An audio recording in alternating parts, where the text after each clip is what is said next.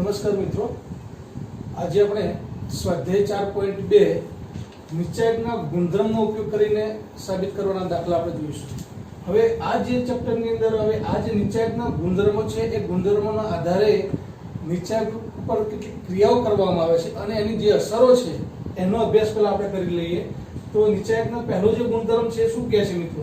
તો પહેલો ગુણધર્મ જે છે એ એમ કહે છે કે નિશ્ચાયકની બધી જ હારને અનુરૂપ સ્તંભમાં ફેરવવાથી નિશ્ચાયકનું મૂલ્ય બદલાતું નથી. હવે નિશ્ચાયક એટલે ચોરસ શ્રેણિક અને એનો નિશ્ચાયક શોધવામાં આવે. હવે ચોરસ શ્રેણિક એટલે 1/1 હોય, 2/2 હોય કે 3/3 હોય. હવે કોઈ પણ નિશ્ચાયક હોય 3/3 પ્રકારનો ધારો કે છે, 3 હાર છે, 3 સ્તંભ છે. હવે 3 હારને 3 સ્તંભમાં અને 3 સ્તંભને 3 હારમાં બદલવામાં આવે અને જો નિશ્ચાયકનું મૂલ્ય શોધવામાં આવે તે બદલાતું નથી એમ પહેલો નિયમ કહે છે. હવે નિશ્ચાયકનું મૂલ્ય કેવી રીતના શોધાય એ તો આપણે સ્વાધ્યાય 4.1 ની અંદર બધા જ એક્ઝામ્પલ જોયા અને નિશ્ચાયકનું મૂલ્ય 6 પ્રકારે શોધી શકાય એની પણ આપણે ચર્ચા કરી. એમાં કોઈ પણ એક રીત પ્રથમ હારની દ્રષ્ટિએ અથવા પ્રથમ હારની સાપેક્ષે પણ વિસ્તરણ કરી શકાય એ આપણને ખ્યાલ હવે હોવો જોઈએ. તો પહેલો જે ગુણધર્મ છે એની આપણે સમજ કેળવીએ.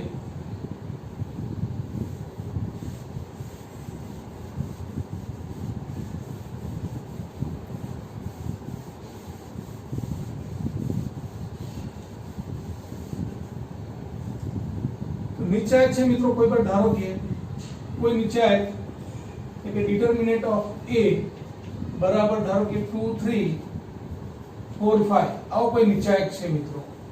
2/2 ની વાત કરી. નિશ્ચાયક એ ચોરસ શ્રેણિક જ હશે, 1/1 હોય, 2/2 હોય કાં તો 3/3 હોય. આવો કોઈ નિશ્ચાયક જે છે. હવે આનું મૂલ્ય કેટલું મિત્રો? તો આનું મૂલ્ય એટલે આપણે શું કરીએ છીએ, 5 દુ 10 ઓછા 4 ધરી 12 એટલે કે 10 માંથી 12 જાય એટલે કે -2, રાઈટ? હવે શું કહે છે આ નિયમ કે આને હાર જે છે ને સ્તંભ એટલે પહેલી હારને પહેલા સ્તંભમાં અને બીજી હારને બીજા સ્તંભમાં બદલવામાં આવે, હારને એના અનુરૂપ સ્તંભમાં ફેરવવામાં આવે તો નિશ્ચાયકનું મૂલ્ય બદલાતું નથી. તો આ જે પહેલી હાર છે એને આપણે શું કરી દઈએ મિત્રો? પહેલી હારને પહેલો સ્તંભ કરી દઈએ અને બીજી હારને બીજો સ્તંભ કરી દઈએ. ને હવે આનું વિસ્તરણ આપણે કરીએ મિત્રો તો શું થાય? 5 દુ 10 ઓછા 4 ધરી 12 એ પણ મૂલ્ય શું આવે છે મિત્રો? -2 જ આવે છે. આમ પહેલો જે નિયમ જે છે કે નિશ્ચાયકની બધી જ હાર, અહીંયા બે હાર હતી, આ બંને હારને આપણે શું કર્યું? સ્તંભમાં ફેરવી દીધી. આ 2 3 હાર હતી, 4 5 હાર હતી, તો 2 3 સ્તંભ કરી દીધો અને 4 5 સ્તંભ કરી દીધો. બધી જ હારને અનુરૂપ સ્તંભમાં ફેરવવામાં આવે તો નિશ્ચાયકનું મૂલ્ય બદલાતું નથી. પછી એ નિયમ 3/3 ચોરસ શ્રેણિક માટે પણ સાચો છે મિત્રો, રાઈટ?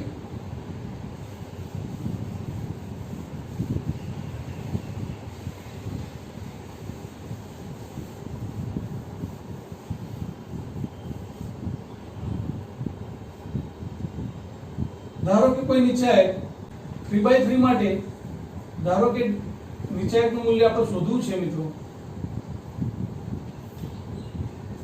ધારો કે 2 1 -2 3 0 1 1 2 4 આવો કોઈ 3/3 મેં નિશ્ચાયક લીધો છે. હવે આની વેલ્યુ કેટલી થાય? તો 2 0 સાથે 4 નો ગુણાકાર એટલે 0 થશે. 0 ઓછા 2 એટલે કે -2 થશે મિત્રો.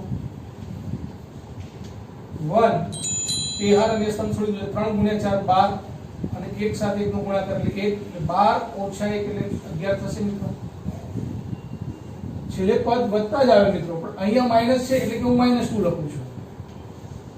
તો આ હાર અને સ્તંભ છોડી દો તો 3 દુ 6 ઓછા 0 થશે એટલે કે 6 થશે મિત્રો. આની વેલ્યુ કેટલી થાય? -4 -11 અને -12. -4 -11 અને -12 એટલે -15 અને -12 એટલે -27 થશે, રાઈટ? હવે આ જ જે નિશ્ચાયક આપ્યો છે એની હારને અનુરૂપ સ્તંભમાં આપણે ફેરવી દઈએ મિત્રો તો શું થશે જુઓ. આ જે છે એને અનુરૂપ સ્તંભમાં ફેરવવામાં આવે. પહેલી હાર છે એને પહેલા સ્તંભમાં 2 1 -2, બીજી હારને બીજા સ્તંભમાં 3 0 1 અને 1 2 4 ત્રીજી હાર છે એટલે ત્રીજા સ્તંભમાં ફેરવવામાં આવે 1 2 4 અને આનું જો મૂલ્ય શોધવામાં આવે મિત્રો તો પણ શું થવું જોઈએ? -27 જ થવું જોઈએ. તો એ પણ આપણે જોઈ લઈએ મિત્રો.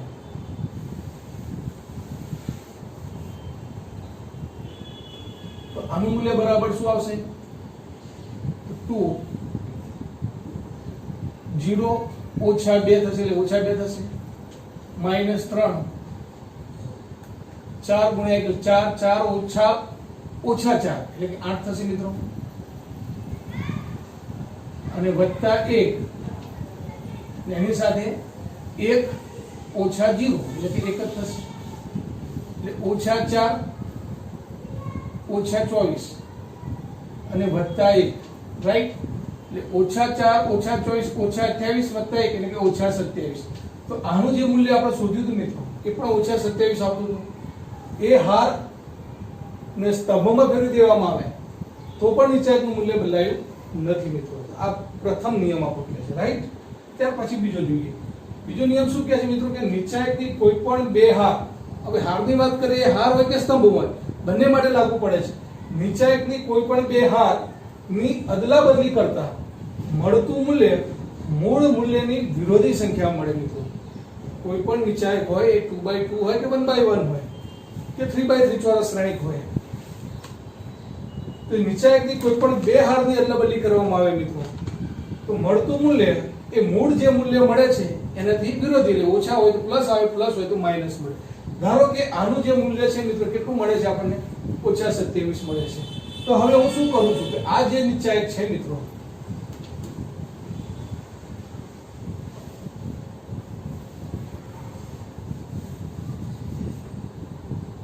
આ જે નિશ્ચયાંક છે એની કોઈ પણ બે હારની અદલાબદલી કરું છું. કોઈ પણ બે હારની અદલાબદલી, કાં તો બે સ્તંભની પણ અદલાબદલી કરી શકાય. પહેલો સ્તંભ અને બીજો સ્તંભ, બીજો સ્તંભ પહેલા સ્તંભમાં લાવો, પહેલો સ્તંભ બીજા સ્તંભમાં, કાં તો પહેલી હાર બીજી હારમાં લાવો, બીજી હાર પહેલી હારમાં લઈ જાઓ. એટલે કોઈ પણ બે હાર કે બે સ્તંભની અદલાબદલી કરવામાં આવે તો નિશ્ચયાંકનું મૂલ્ય મૂળ મૂલ્યથી વિરોધી મળે. એટલે આજે ઓછા 27 આવતું તો હવે 27 મળે. તો આપણે કરી દઈએ કે બંને હારની અદલાબદલી કરી દઈએ. ધારો કે અદલાબદલી કરીએ તો શું મળે મિત્રો? તો બીજી હાર જે પહેલી હારમાં આવી જાય એટલે કે 102 થઈ જાય, 231 થાય અને -214 થાય. હવે આનું મૂલ્ય શોધવામાં આવે મિત્રો તો 1 4 તારી 12 ઓછા 1 એટલે કે 11. હવે આ ઓછા 0 સાથે તો મિત્રો ગમે તે આવશે, 0 થવા 0 સાથે શું આવે? તો 4 2 8 આવે, 8 ઓછા 2 પણ ઓછા ઓછા વત્તા એટલે કે 10 થઈ જશે. 4 2 8 વત્તા 2 એટલે કે 10 વત્તા 2 2 ઓછા 6 એટલે કે 2 વત્તા 6 8 થશે મિત્રો. તો 11 અને 8 2 16 એટલે 16 વત્તા 11 કેટલા થાય મિત્રો? 27.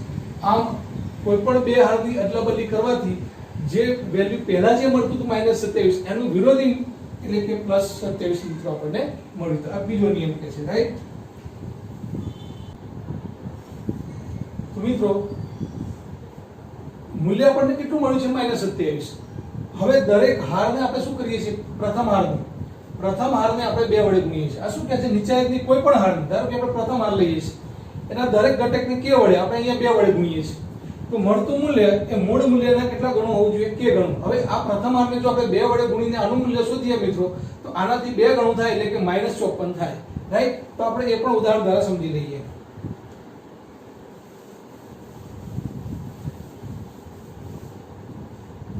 ધારો કે પ્રથમ હારને 2 વડે ગુણવામાં આવે એટલે કે શું થશે? 4 6 અને 2. બીજી હાર જે છે મિત્રો એમને એમ રહેશે, ત્રીજી હાર પણ એમને એમ રહેશે. તો અહીંયા જે મળતું મૂલ્ય જે છે 4 0 ગુણ્યા 4 એટલે કે 0 થશે, 0 ઓછા 2 એટલે કે ઓછા 2 થશે મિત્રો. પછી માઈનસ મધ્યમ પદ 6 આવે, 4 ઓછા 4 છે મિત્રો એટલે કે વત્તા થઈ જશે એટલે કે 8 થઈ જશે, અને વત્તા 2 1 ઓછા 0 થશે મિત્રો એટલે કે 1 જ થશે. ઓછા 8 ઓછા 48 અને વત્તા 2. ઓછા 48 ઓછા 8 એટલે ઓછા 56, ઓછા 56 માં 2 ઉમેરી એટલે ઓછા 54 થશે. એટલે કે જે વેલ્યુ પહેલા આપણને -27 મળતું હતું તો પ્રથમ હારને 2 વડે ગુણવાથી 2 ગણું થઈ ગયું મિત્રો એટલે કે -54 થઈ ગયું, રાઈટ? તો આ રીતના જે ફેરફાર છે એ મિત્રો આપણને ખ્યાલ આવે છે. ત્યાર પછી ચોથો જે નિયમ છે મિત્રો,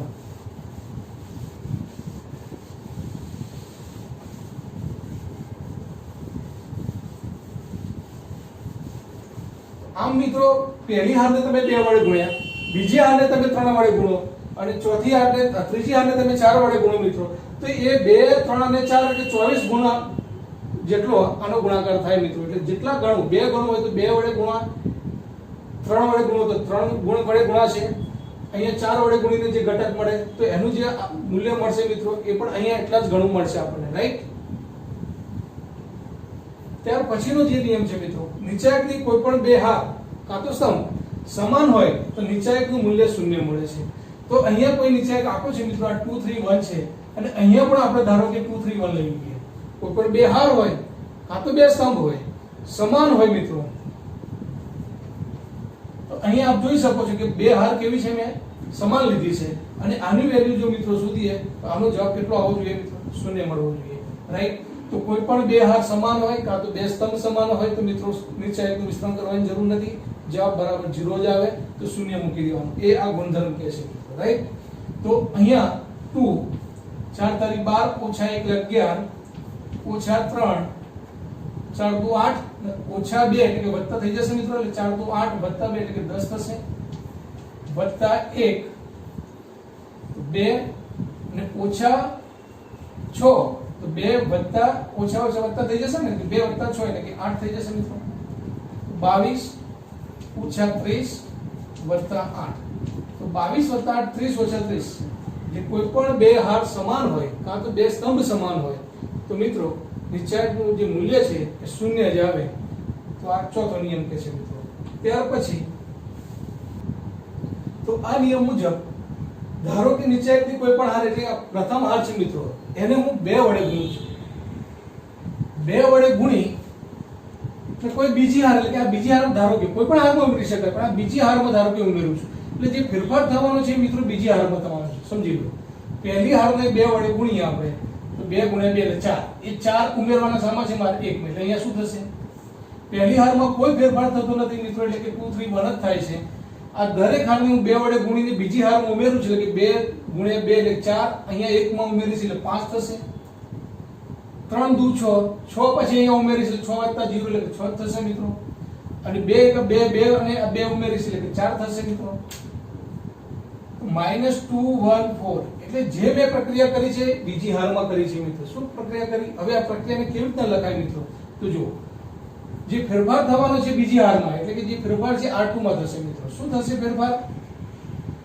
મેં શું કર્યું તો પહેલી હારને 2 વડે ગુણ્યા એટલે કે 2R1 R1 R એટલે કે રો મિત્રો અને 1 એટલે પહેલી રો, પહેલી હારને 2 વડે ગુણી સામો ઉમેર્યા પ્લસ R2 માં ઉમેર્યા એટલે મેં જે પ્રક્રિયા કરી છે મિત્રો ને એનું જે ફેરફાર થવાનો છે એ R2 માં થવાનો છે એટલે અહીંયા R2 લખાય મિત્રો. તો R2 માં પ્રક્રિયા થશે કેવી કે R1 ને 2 વડે ગુણી R2 માં ઉમેરવો, રાઈટ.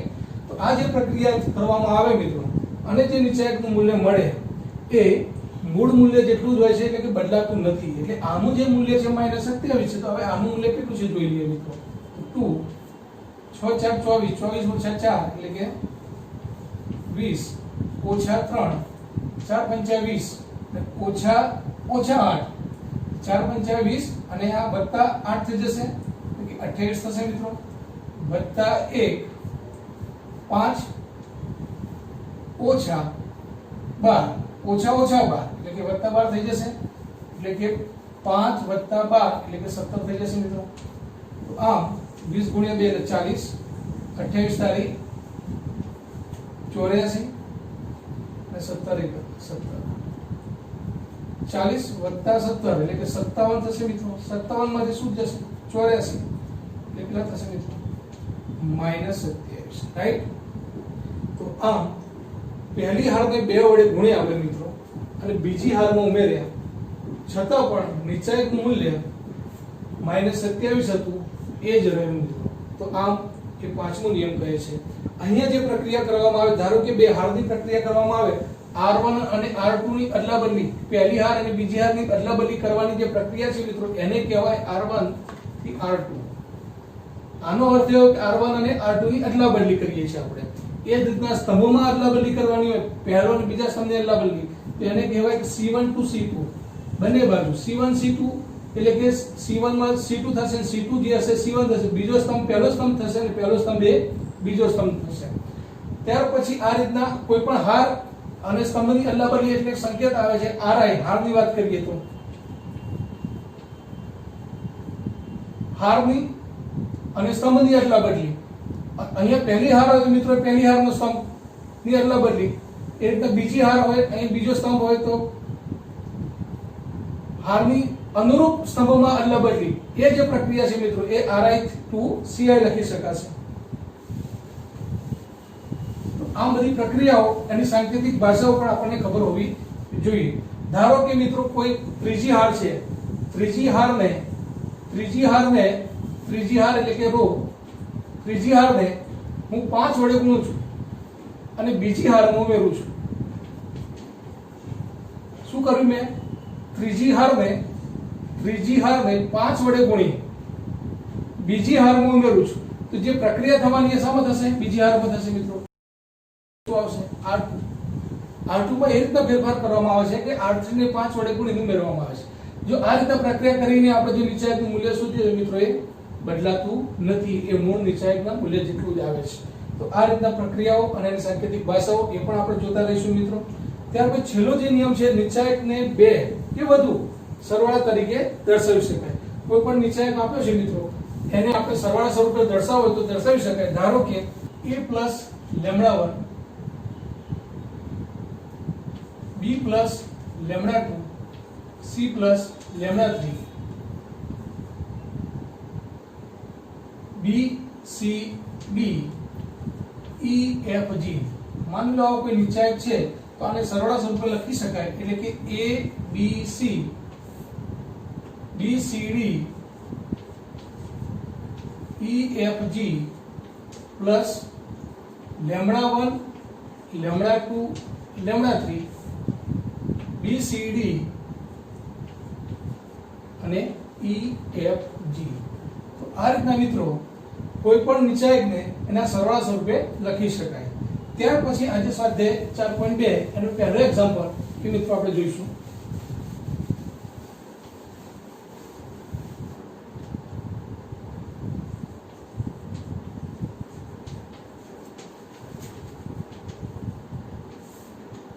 પહેલું એક્ઝામ્પલ છે મિત્રો, સાબિત કરો કે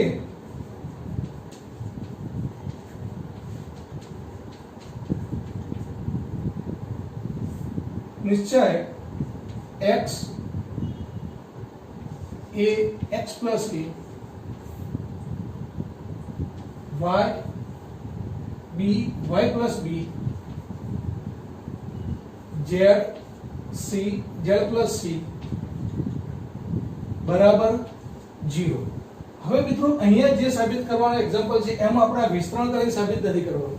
અહીંયા આ એક્ઝામ્પલમાં ટાઇટલ આપ્યું છે કે નિશ્ચાયકના ગુણધર્મનો ઉપયોગ કરીને વિસ્તરણ કર્યા વગર સાબિતી આપવાની છે. એટલે કે આ જે 6 નિયમ જે મેં આપને લખાવ્યા એ નિયમોનો ઉપયોગ કરીને વિસ્તરણ કર્યા વગર આ બધા જ એક્ઝામ્પલને આપણે સાબિતી આપવાની છે. હવે આના બરાબર શૂન્ય સાબિત કરવું છે એટલે મિત્રો પેલા ડાબી બાજુ બરાબર આપણે લઈ લીધું. ડાબી બાજુ બરાબર શું આપ્યું છે?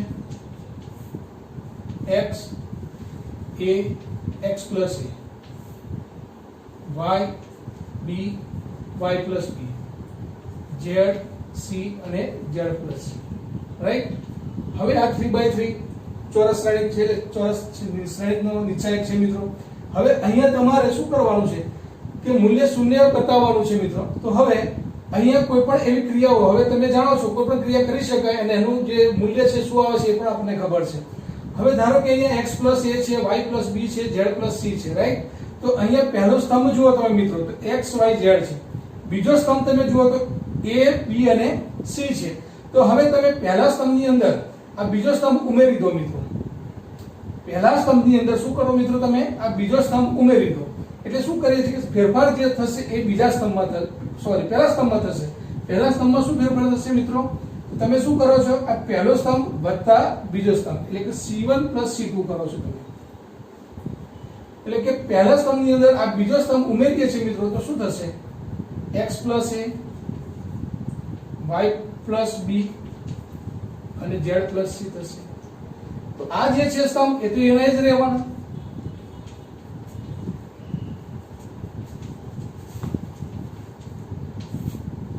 આપને ખબર છે કે કોઈ પણ સ્તંભ કે હારમાં એક વડે ગુણી, ધારો કે આ બીજા સ્તંભને આપણે શું કર્યું, એક વડે ગુણી પહેલા સ્તંભ ઉમેર્યા, તો નીચાંકનું મૂલ્ય બદલાતું નથી. માટે આ જે છે એ ફેરફાર, આ ક્રિયા આપણે કરી શકાય. રાઈટ. તો આપણે બીજા સ્તંભને પહેલા સ્તંભમાં એટલે કે બીજા સ્તંભને એક વડે ગુણીને, એટલે કે એક વડે ગુણીને લખવું હોય તો એક વડે ગુણીને શું કર્યું, પ્રથમ સ્તંભને ઉમેરી દીધા.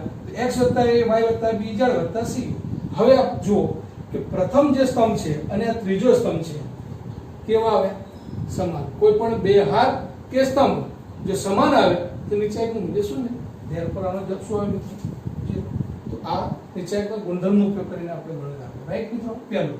ત્યાર પછી બીજું એક્ઝામ્પલ છે.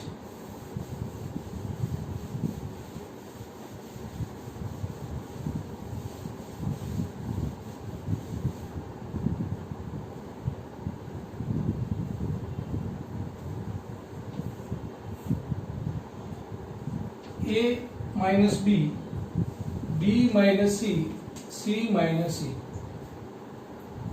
b minus c, c minus a અને a minus b, c minus a minus b અને b minus c બરાબર મિત્રો સાબિત કરવાનું છે 0.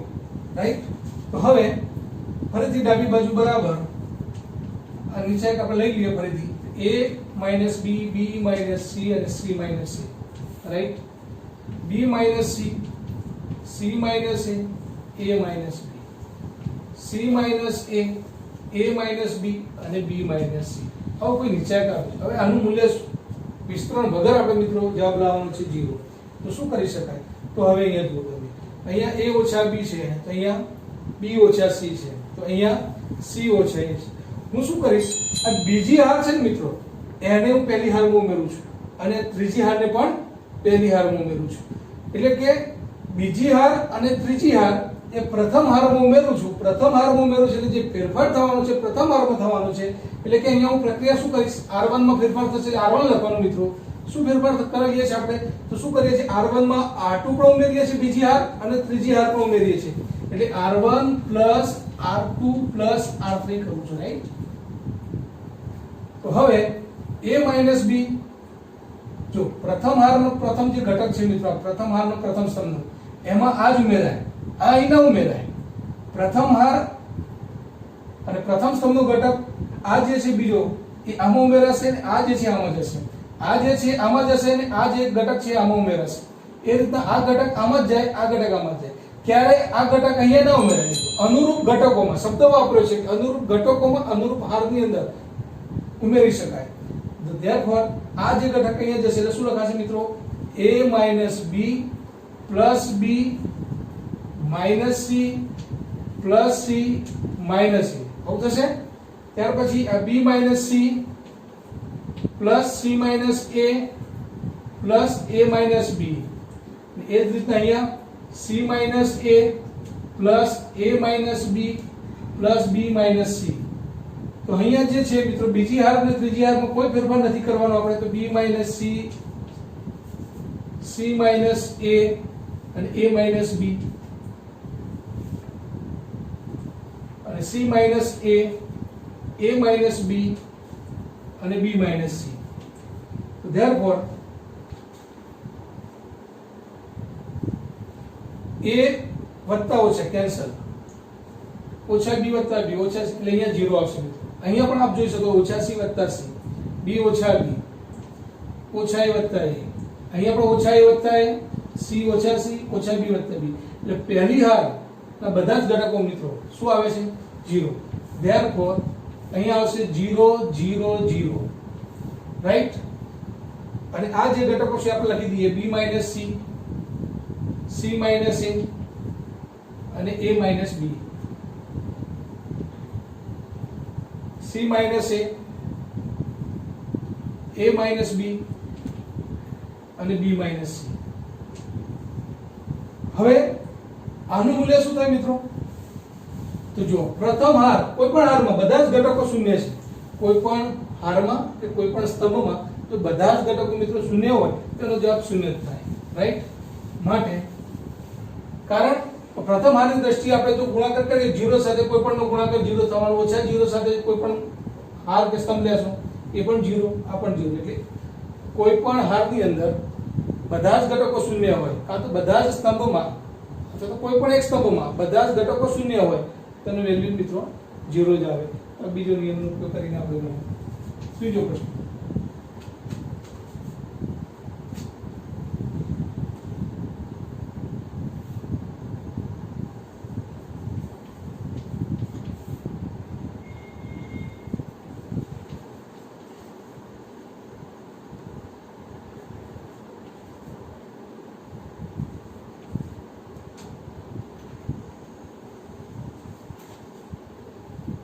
આનું મૂલ્ય પણ આપણે 0 લાવવાનું છે મિત્રો.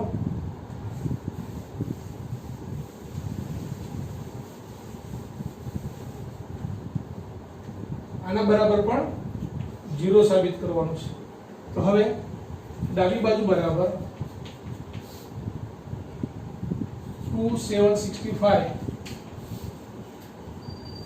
3875 અને 5986. આમ તો મિત્રો તમે આનું વિસ્તરણ કરો પ્રથમ હારની સાપેક્ષે તો પણ જવાબ 0 આવવાનો છે, પણ વિસ્તરણ કર્યા સિવાય ગુણધર્મનો ઉપયોગ કરીને ગણવાનું છે, એટલે મિત્રો એ રીતના જ આપણે કામ કરવાનું છે. તો હવે શું કરી શકીએ આપણે જુઓ. તો અહીંયા તમે બીજો જે સ્તંભ છે ને મિત્રો, બીજો સ્તંભ એને તમે 9 વડે ગુણો, ઓછા 9 વડે. તો બીજા સ્તંભને ઓછા 9 વડે ગુણી, હવે આ બીજા સ્તંભને ગુણવાની વાત આવે એટલે મિત્રો આને પણ ગુણવો પડે ઓછા 9 વડે, આને પણ ઓછા 9 વડે અને આને ઓછા 9 વડે ગુણી આમાં ઉમેરો મિત્રો. તો જે પ્રક્રિયા હું કરું છું મિત્રો જુઓ ફરીથી કે બીજા સ્તંભને એટલે કે C2 કેટલા વડે ગુણ્યા -9 વડે, અને સામે ઉમેરું છું ત્રીજા સ્તંભમાં, ત્રીજો સ્તંભ એટલે કે C3 માં. તો -9 વડે આને ગુણી બીજા સ્તંભને, અને જો હું ત્રીજા સ્તંભમાં ઉમેરું તો જે ફેરફાર થવાનો છે મિત્રો ત્રીજા સ્તંભમાં થવાનો છે, એટલે પ્રક્રિયા કઈ લખી શકાય તો C3 જેમાં ફેરફાર થવાનો છે એ સ્તંભ અથવા તો એ હારની વાત કરવાની મિત્રો. તો C3 માં ફેરફાર થવાનો, શું ફેરફાર કરું છું તો -9 ગુણ્યા C2 એટલે કે બીજા સ્તંભને -9 વડે ગુણી ત્રીજા સ્તંભમાં હું ઉમેરું છું.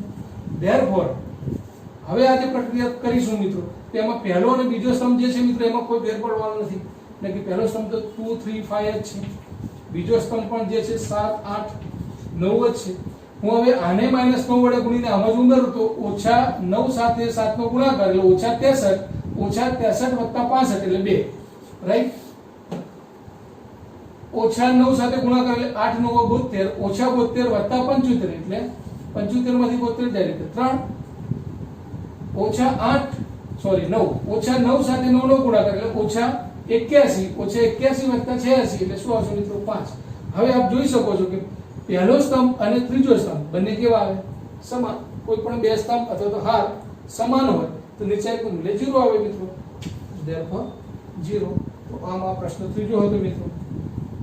ત્યાર પછી પ્રશ્ન નંબર 4.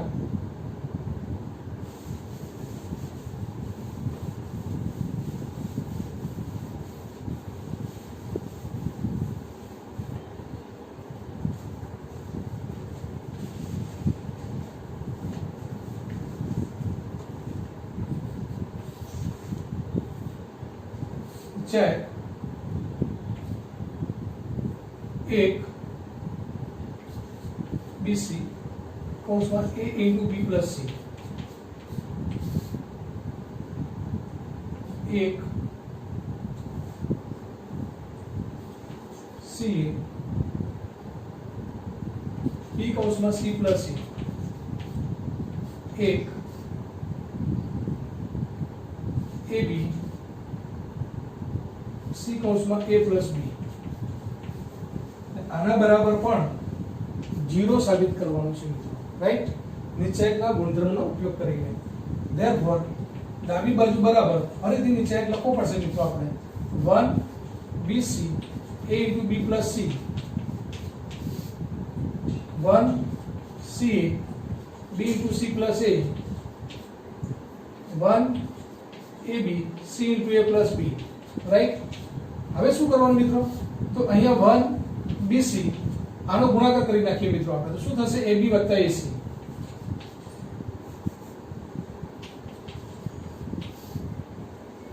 1 CA આનો ગુણાકાર B no C plus A સાથે ગુણાકાર, BC વત્તા CA, BC વત્તા BA, 1 BC, 1 AB છે મિત્રો, 1 AB, C સાથે ગુણાકાર તો CA plus BC અથવા CB આવું થશે. હવે બરાબર, હવે હું શું કરું છું મિત્રો? તો બીજો જે સ્તંભ છે ને, બીજો સ્તંભ પહેલા સ્તંભમાં ઉમેરું છું. આ બધી પ્રક્રિયા કરવાનો અર્થ મિત્રો આપણે જોવું પડે કે આ બીજો સ્તંભ છે હું પ્રથમ સ્તંભ ત્રીજા સ્તંભમાં ઉમેરી દઉં તો જો શું થાય? AB BC અને AC ત્રણનો સરવાળો. અહીંયા શું થાય? AB BC અને AC એ પણ થઈ જશે. અહીંયા શું થશે? AB BC અને AC ત્રણેય સ્તંભ, ત્રીજો જે સ્તંભ છે મિત્રો એના બધા જ ઘટકો સમાન થઈ જશે અને સમાન થશે તો એને કોમન કાઢી શકો, રાઈટ? તો હવે 1 BC બીજો સ્તંભ છે ત્રીજા સ્તંભમાં ઉમેરું છું એટલે જે ફેરફાર કરવાનો છે મિત્રો કે શામાં થશે? C3 માં. શું થશે? તો C2 plus C3 કરું છું, C2 plus C3 એટલે કે બીજો સ્તંભ હું ત્રીજા સ્તંભમાં ઉમેરું છું એટલે કે ત્રીજા સ્તંભમાં ફેરફાર કરું છું એટલે C3 માં જે ફેરફાર થશે મિત્રો કયો થશે? તો AB વત્તા BC વત્તા AC, AB વત્તા BC વત્તા AC, 1 CA ફરીથી AB વત્તા BC વત્તા AC થશે મિત્રો, તો AB વત્તા BC વત્તા AC અને ત્રીજો જે છે ઘટક 1 AB અને અહીંયા પણ એ રીતના AB વત્તા BC વત્તા AC, AB વત્તા BC વત્તા AC. હવે ત્રીજા સ્તંભની અંદર આપ જોઈ શકો છો કે બધા જ ઘટકો સરખા છે એટલે બધામાંથી સામાન્ય મિત્રો શું નીકળી શકે? AB વત્તા BC વત્તા AC, રાઈટ? કોઈ પણ સ્તંભ કે કોઈ પણ હારમાં જો સામાન્ય હોય તો મિત્રો તમે બહાર કાઢી શકો છો. એટલે કે સામાન્યમાં AB વત્તા BC વત્તા AC હું બહાર નહીં કાઢીશ. AB વત્તા BC, AB વત્તા BC વત્તા AC તો શું રહેશે અંદર? હવે મિત્રો 1 આના ગુણાકારમાં છે મિત્રો, 1 BC અને 1 CA અને 1 AB અને 1. હવે આના ગુણાકારમાં નીચે છે મિત્રો, પણ આ નીચે તમે જોઈ શકો છો કે પ્રથમ સ્તંભ અને ત્રીજો સ્તંભ એના ઘટકો કેવા આવે? સમાન આવે.